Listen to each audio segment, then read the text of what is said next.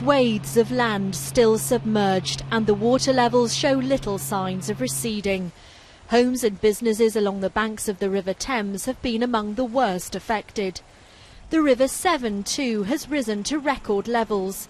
In Worcestershire, only one main route into Upton upon Severn is open to normal traffic, and the community is being helped by the army to get around.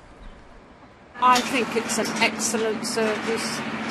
Yes, I wouldn't personally come into town just to get a couple of bottles of milk if I've got to go the long way round.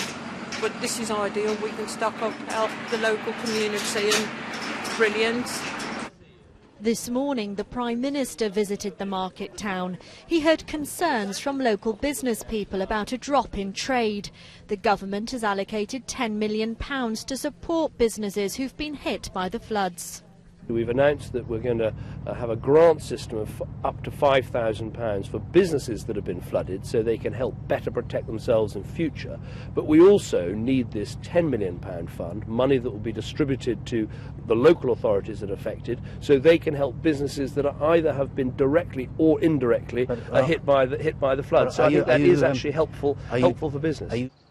Ralph Thomas's pub isn't underwater, but he says customers are staying away. He isn't convinced about the government scheme.